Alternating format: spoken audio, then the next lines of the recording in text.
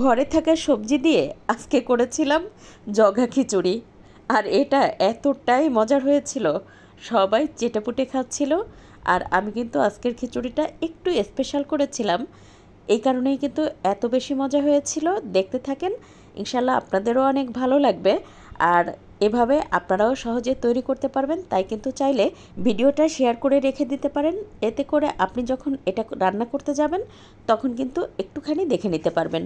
তাছাড়া আমার নতুন আপু ভাইয়াদের অথবা প্রবাসী ভাই বোনদের অনেক বেশি উপকারে আসবে। এটা একেবারে সহজে তৈরি করে নিতে পারবেন। আজকের খিচুড়ি রান্নার জন্য এখানে আমি ভাতের চাল নিয়েছি। আর এই রান্নাটাই কিন্তু একটু মোটা চাল হলে ভালো হয়। সাথে 1/3 কাপ পরিমাণ মুগ ডাল, 1/3 কাপ পরিমাণ মসুর ডাল দিয়েছি। এবার খুব ভালোভাবে ধুয়ে পরিষ্কার করে দিয়েছি এখন বেশ খানিকটা পেঁয়াজ কুচি, সেই সাথে কাঁচামরিচ, তার সাথে দিয়েছি স্বাদমতো লবণ, হলুদ গুঁড়া, ধনে গুঁড়া, জিরা গুঁড়া, আর দিয়েছি শুকনো মরিচের গুঁড়া। আর এই সবগুলো কিন্তু 1 চা চামচ করে দিয়েছি। সেই সাথে দিয়ে দেবো 1.5 টেবিল চামচ পরিমাণ আদা রসুন বাটা, তার সাথে দিয়েছি 2 টেবিল চামচ পরিমাণ রান্নার তেল, আর দিয়ে দেবো হচ্ছে 2টা করে এলাচ, দারচিনি আর লবঙ্গ। এবার সব কিছু বেশ ভালোভাবে একটা চামচ দিয়ে সুন্দর করে মিশিয়ে নিয়ে এখন এর মধ্যে 10 কাপ পরিমাণ পানি দিয়ে দেবো। তারপরে চুলাটা হাই রেখে ঢাকনা দিয়ে ঢেকে 7-8 মিনিট রান্না করে নেব। সত্যি কথা বলতে কি, এই খিচুড়ি রান্না করতে একদমই টেনশন করা লাগে না পানির পরিমাপ নিয়ে। যদি একটু পানি কম হয়ে যায় তাহলে কিন্তু গরম পানি করে এই খিচুড়ির মধ্যে অ্যাড করে দিতে পারেন। খিচুড়িটা রান্না হতে থাক। আর এদিকে কতগুলো সবজি কেটে বেছে ধুয়ে পরিষ্কার করে নিয়েছি। এবার এটা একটু ভেজে নেব। তার জন্য চুলায় একটা প্যানে 2 টেবিল চামচ পরিমাণ রান্নার তেল দিয়ে এই যে শক্ত যে সবজিগুলো আছে সেটা আমি দিয়ে একটুখানি ভেজে নেব। আচ্ছা, এখানে কিন্তু আমি শুরুতে দিয়েছি পটল, মিষ্টি কুমড়ো আর দিয়েছি আলু। এখন 3 মিনিট মতো ভেজে নিয়ে এই পর্যায়ে দিয়ে দেবো বেশ খানিকটা পরিমাণ বরবটি। সেটা কিন্তু আমি ছোট করে কেটে নিয়েছি। তারপর সব কিছু মোটামুটি হালকা লাল হওয়া পর্যন্ত এই যে ভেজে নেব।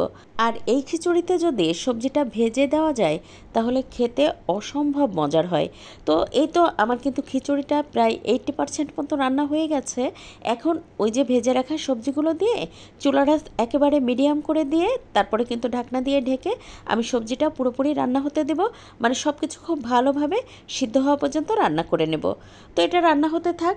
এদিকে অন্য একটা চুলায় খিচুড়িটা ফোড়ন দেওয়ার জন্য দিয়ে দেবো 2 টেবিল চামচ পরিমাণ রান্নার তেল, তার সাথে দিয়েছি পেঁয়াজ কুচি আর দিয়েছি রসুন কুচি, সেই সাথে 3টা শুকনো মরিচ দিয়ে লাল লাল করে ভেজে নেব। এবার এর মধ্যে দিয়ে দেব 1 চা চামচ পরিমাণ গোটা রাঁধুনি মশলা। আর এটা কিন্তু বাজারে কিনতে পাওয়া যায় যে রাঁধুনি প্যাকেট মশলা, সেটা কিন্তু না, এটা আলাদা একটা রাঁধুনি মশলা যেটা কিন্তু আমরা ওই যে কালা ভুনার মধ্যে দিয়ে থাকি। এবার এই সব কিছু আরও 30 সেকেন্ড মতো ভেজে নিয়ে এখন ওই যে খিচুড়ির উপরে দিয়ে দেব। আর এই রাঁধুনি মশলাটা দেওয়ার কারণে খিচুড়ির ঘ্রাণটা পুরোপুরি চেঞ্জ হয়ে যায়, এত অপূর্ব একটা ঘ্রাণ আসে। তাই বলবো একবার হলেও এই রাঁধুনি মশলা ফোড়ন দিয়ে এভাবে এই খিচুড়িটা রান্না করে দেখেন, ইনশাল্লাহ অনেক ভালো লাগবে। তারপরে 1 মিনিট মতো এটা কিন্তু আমি জাল করে নেব। এ ধরনের খিচুড়ি অথবা ডাল ফোড়ন দেওয়ার পরে কিন্তু খুব বেশি সময় জাল দেওয়া লাগে না, তাহলে কিন্তু খেতে ভালো লাগে না। তো আমি একটুখানি লবণ চেক করে দেখেছিলাম, লবণ লাগবে, তাই কিন্তু আমি আরও খানিকটা লবণ দিয়ে দিলাম।